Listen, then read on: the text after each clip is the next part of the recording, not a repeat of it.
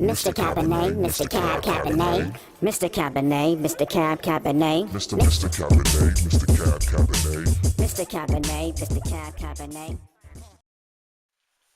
Welcome to another episode of Crush Grapes TV.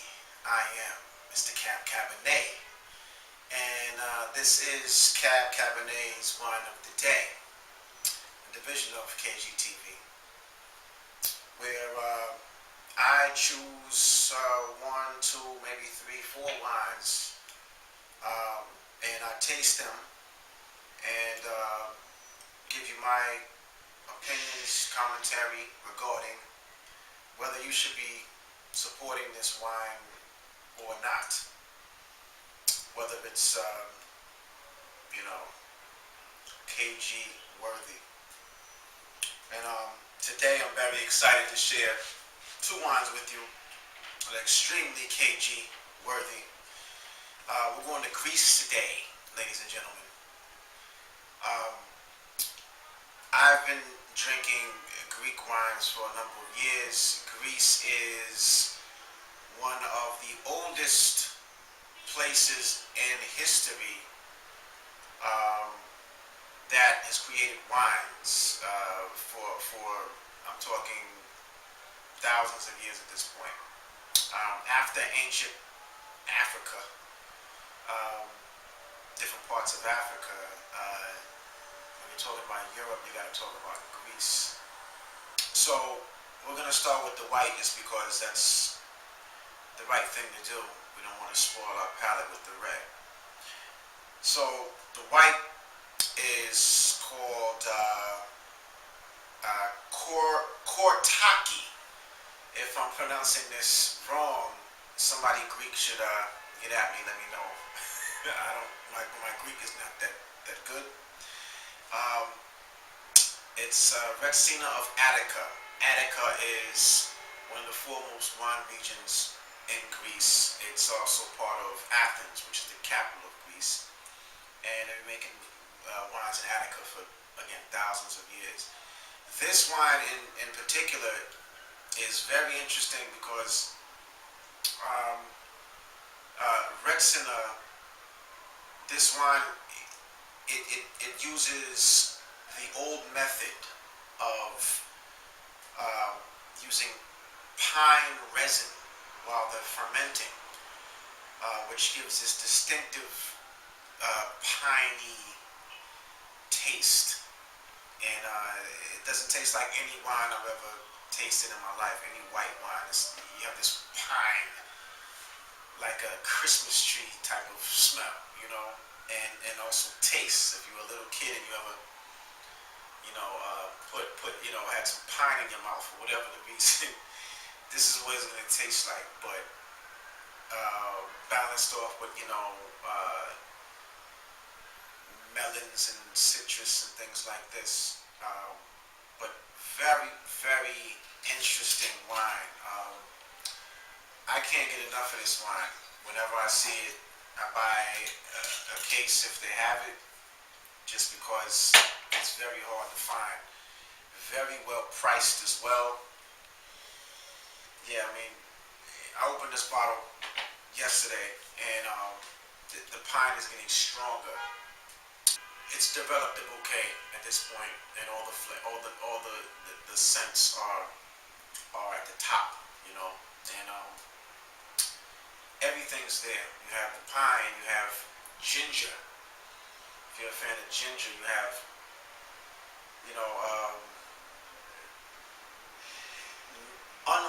unripened cantaloupe.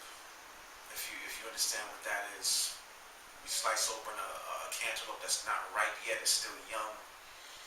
It has a very light, distinctive melon smell, but it's just not ripe.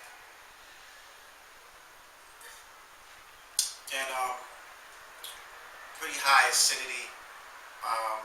And again, you get a mouthful of unripe melon and pine. No oak at all, as far as I can tell. I think they're using clay with this old method of fermentation.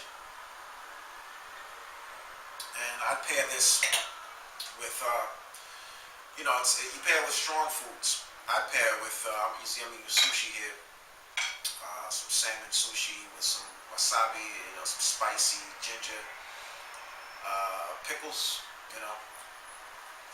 whatever you think is strong enough to pair with this.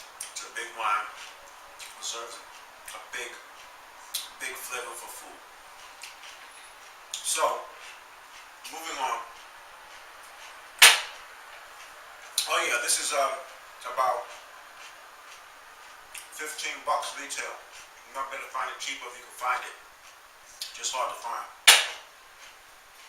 Greek wines in general are hard to find in your average wine store. So now we're gonna do the red, and the red is a Syrah,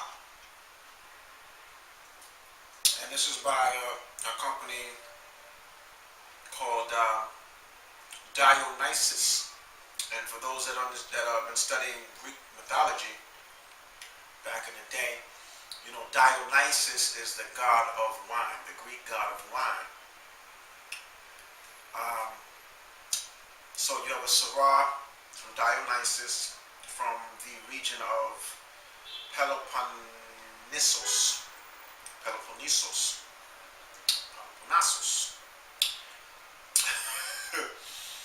Red peppery, red small fruits, violet cherries. It's all there on the nose too. Little cocoa mocha as well. And it's about 13% alcohol, and it smells like it.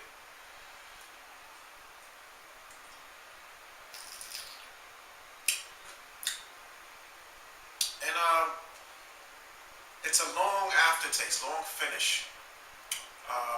Very, very smooth tannins.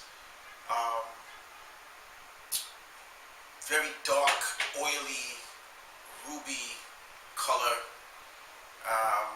Foggy, like dirty wine. But very nice, very nice. I'm a big fan of Syrahs. Again, I've never really been too deep into Syrahs from Greece, but I'm getting there, and I think you should broaden your palate. Crush Grapes TV is all about that. Trying different things outside of your comfort zone that you may never even thought about trying.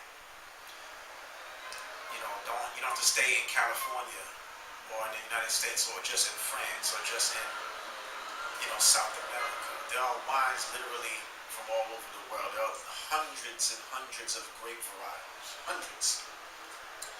And Americans, but I find some Americans, because of the wine industry and the mass production of certain wines right now, you're gonna have to go outside of what you're being, advertised, and seek out different grapes and different varietals and different wines itself, which could be a lot of fun. It's an adventure, definitely. I can wine shopping at least once a week, and I'll make a day of it, at least a few hours. Bring a couple friends with you. You have a ball, and then it's even more fun tasting it later, right? So this is about $17 retail. Again, very fairly priced for this type of wine. And these two wines, I give them both on my scale of 1 to 5. I give them 3 bottles each, because they're unique. They don't taste like anything that I've tasted. Again, Greek wines are made differently.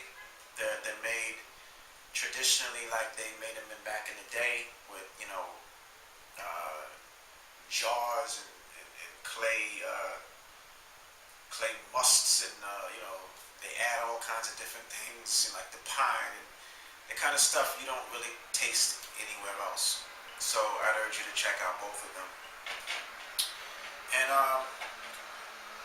pair them with something, something big, something spicy, something sharp. And in the meantime, don't be afraid to expand your palate. This is Cab Cabernet with another Cab Cabernet's wine of the day. White, red. Enough said. And as you should know by now, crushed grapes is a lifestyle. Sip it slow. Cheers. Mr. Cabernet, Mr. Cab Cabernet, Mr. Cabernet, Mr. Cab Cabernet, Mr. Cabernet, Mr. Cab Cabernet, Mr. Cabernet, Mr. Cab Cabernet, Mr. Cabernet, Mr. Cab Cabernet.